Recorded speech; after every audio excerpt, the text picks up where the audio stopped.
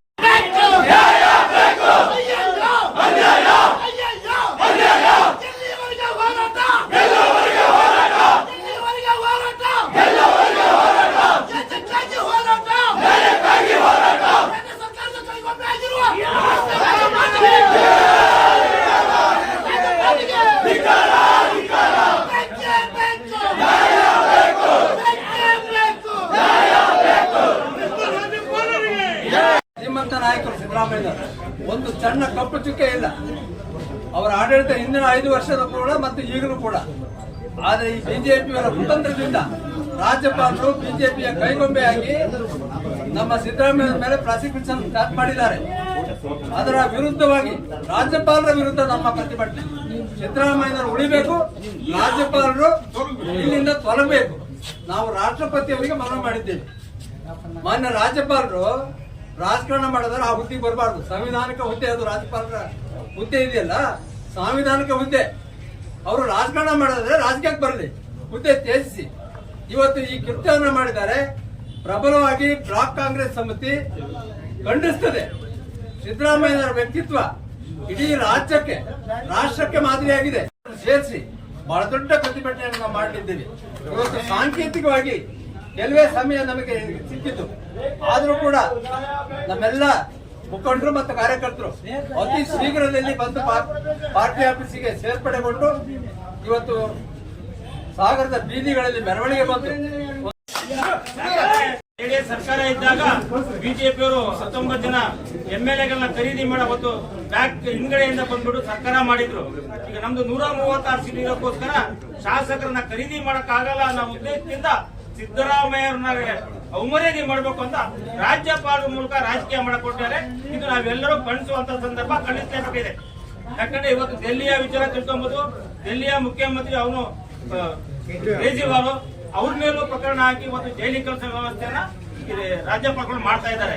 ಈಗ ನಮ್ಮ ಕರ್ನಾಟಕದ ರಾಜ್ಯಪಾಲ ಸಹ ಆ ವ್ಯವಸ್ಥೆಗೆ ಒಳಪಟ್ಟು ಬಿಜೆಪಿಯ ತಂತ್ರಕ್ಕೆ ಒಳಪಟ್ಟು ಕೇಂದ್ರ ಸರ್ಕಾರದ ಇನ್ಫ್ಲೂಯೆನ್ಸ್ ಮೇಲೆ ನಮ್ಮ ಶಾಸಕರನ್ನ ಕರ್ನಾಟಕದಲ್ಲಿ ಆಯ್ಕೆ ಮಾಡಿ ಒಂದು ಸುಭದ್ರ ಸರ್ಕಾರವನ್ನ ಅತ್ಯಂತ ಜನಪ್ರಿಯತೆಯಿಂದ ಸಿದ್ದರಾಮಯ್ಯನವರ ಜನಪ್ರಿಯತೆಯನ್ನ ನೋಡಿ ಕೇಂದ್ರ ಸರ್ಕಾರ ಬಿಜೆಪಿ ಸರ್ಕಾರದವರು ಕೂಡ ಗ್ಯಾರಂಟಿ ಯೋಜನೆಗಳನ್ನ ತಮ್ಮ ಪ್ರಣಾಳಿಕೆಯಲ್ಲಿ ಅನೌನ್ಸ್ ಮಾಡಿದ್ರು.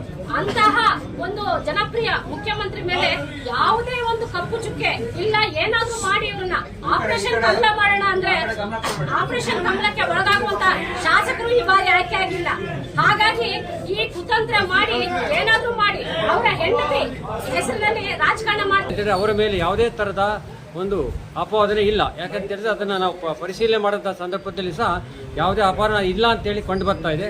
ಯಾರೋ ಒಬ್ಬ ಖಾಸಗಿ ದೂರನ್ನ ತಗೊಂಡು ರಾಜ್ಯಪಾಲರು ಬಿಜೆಪಿಯವರ ಕೈಗೊಂಬೆಯಾಗಿ ರಾಜ್ಯಪಾಲರು ಮಾಡಿರ್ತಕ್ಕಂಥ ಒಂದು ಸಂವಿಧಾನಿಕವಾದಂಥ ಒಂದು ಹುದ್ದೆಯಲ್ಲಿ ಇರ್ತಕ್ಕಂಥ ರಾಜ್ಯಪಾಲರು ಮಾಡಿರ್ತಕ್ಕಂಥ ಇದು ತುಂಬ ಖಂಡನೀಯ. ಇಡೀ ರಾಜ್ಯಾದ್ಯಂತ ಕಾರ್ಮಿಕರು ಇದ್ದಾರೆ, ಸಾಕಷ್ಟು ಜನ, ಎಲ್ಲ ಇಡೀ ರಾಜ್ಯದ ಪರವಾಗಿ ಸಹ ನಾವು ಈ ವಿಚಾರವನ್ನು ಗಮನಕ್ಕೆ ತರ್ತೀವಿ.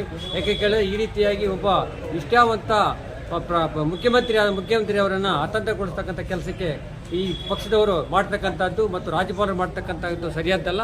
ಈಗಾಗಲೇ ರಾಷ್ಟ್ರಪತಿಗೆ ಮನವಿಯನ್ನು ಕೊಡಲಾಗಿದೆ. ಇಂಥ ಒಂದು ಸಂವಿಧಾನಿಕವಾದಂಥ ಸಂವಿಧಾನವನ್ನು ಸಮರ್ಪಕವಾಗಿ ಕಾಪಾಡಿಕೊಂಡು ಹೋಗ್ತಕ್ಕಂಥ ರಾಜ್ಯಪಾಲರು ಸರಿಯಾದ ರೀತಿಯಲ್ಲಿ ಅವರು ಕಾಪಾಡ್ಕೊಂಡು ಹೋಗದೇ ಇರೋದ್ರಿಂದ ಅವರನ್ನು ವಾಪಸ್ ಪಡ್ಕೊಳ್ಬೇಕು, ಅವರನ್ನು ವಾಪಸ್ ಕರೆಸ್ಕೊಳ್ಬೇಕು ಮತ್ತು ಬೇರೆ ರಾಜ್ಯಪಾಲರನ್ನ ಮತ್ತೆ ರಾಜ್ಯಕ್ಕೆ ಕಳಿಸ್ಬೇಕು. ಇವರನ್ನು ಕಡ್ಕೊಂಡು ಬೇರೆ ರಾಜ್ಯಕ್ಕೆ ಕಳಿಸ್ಬೇಕು. ಯಾಕಂತೇಳಿದ್ರೆ ಅವರು ರಾಜಕೀಯ ಮಾಡ್ತಾ ಇದ್ದಾರೆ. ಅವರಿಗೆ ಹಿಂದೆ ಕೇಂದ್ರದಿಂದ ಅವರಿಗೆ ಒತ್ತಡ ಇದೆ ಅಂತ ಕಾಣ್ತಾ ಇದೆ. ಆದ್ದರಿಂದ ಅವರನ್ನು ವಾಪಸ್ ಕರೆಸ್ಕೊಂಡು ಬೇರೆ ರಾಜ್ಯಪಾಲರಲ್ಲಿ ಹಾಕಬೇಕು. ಯಾವುದೇ ಕಾರಣಕ್ಕೂ ಸಿದ್ದರಾಮಯ್ಯರವರಿಗೆ ಅವರನ್ನು ಮುಖ್ಯಮಂತ್ರಿ ಸ್ಥಾನದಿಂದ ಇಳಿಸೋದಾಗಲಿ, ಅವರನ್ನು ಯಾವುದೇ ಕಾರಣಕ್ಕೂ ಅವರನ್ನು ಅತಂತ್ರಗೊಳಿಸೋದಾಗಲಿ, ಅವರಿಗೆ ಯಾವುದೇ ಥರದ ಅವರ ಮೇಲೆ ಕೇಸಿರ್ತಕ್ಕಂಥದ್ದು ಒಬ್ಬ ಖಾಸಗಿ ದೂರು ಕೊಟ್ಟಿದ್ದಾರಂತೆ. ಅವ್ರ ಮಾತು ನಂಬಿಕೊಂಡು ಇವರು ಖಾಸಗಿ ದೂರನ್ನು ಸ್ವೀಕರಿಸಿ ರಾಜ್ಯಪಾಲರ ಮೂಲಕ ಅವರನ್ನು ಅತಂತ್ರಗೊಳಿಸತಕ್ಕಂಥ ಕೆಲಸಕ್ಕೆ ಮುಂದಾಗಿದೆ. ಮುಂದಿನ ದಿನಗಳಲ್ಲಿ ಇದೇನಾದರೂ ಕೈ ಬಿಡದಿದ್ರೆ ಇಡೀ ರಾಜ್ಯಾದ್ಯಂತ ಅತ್ಯಂತ ದೊಡ್ಡ ಪ್ರಮಾಣದಲ್ಲಿ ಹೋರಾಟವನ್ನು ಹಮ್ಮಿಕೊಳ್ಳಲಾಗುತ್ತೆ. ಯಾವ ಕಾರಣಕ್ಕೂ ಅವರನ್ನು ರಾಜೀನಾಮೆ ಕೊಡಿಸೋದಾಗಲಿ, ಸರ್ಕಾರವನ್ನು ಅತಂತ್ರಗೊಳಿಸೋದಕ್ಕೆ ನಾವು ಬಿಡೋದಿಲ್ಲ. ಕಾಂಗ್ರೆಸ್ ಪಕ್ಷ ಅಷ್ಟು ಬಲಿಷ್ಠವಾಗಿದೆ.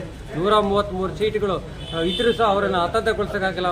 ಅವ್ರಿಗೆ ಯಾರನ್ನ ಆಪರೇಷನ್ ಮಾಡಬೇಕಂತ ಪ್ರಯತ್ನ ಮಾಡ್ತಾ ಇದ್ದಾರೆ. ಯಾರು ಸಹ ಅವರ ಕೈಗೊಂಬೆ ಆಗಲಿಕ್ಕೆ ತಯಾರಿಲ್ಲ. ಯಾರು ಶಾಸಕರುಗಳು ಆ ದೃಷ್ಟಿಯಿಂದ ರಾಜಕೀಯ ಮೂಲಕ ಈ ರೀತಿ ಮಾಡಿದರೆ ತುಂಬ ಖಂಡನೀಯ. ನಾವು ರಾಜ್ಯಾದ್ಯಂತ ಖಂಡಿಸ್ತೇವೆ ಅಂತ ಹೇಳ್ತಾ ಸಾಗರ ತಾಲೂಕಿನ ಅಧ್ಯಕ್ಷರಾಗಿ ಅವರ ಖಂಡನೆ ಮಾಡ್ತೀನಿ.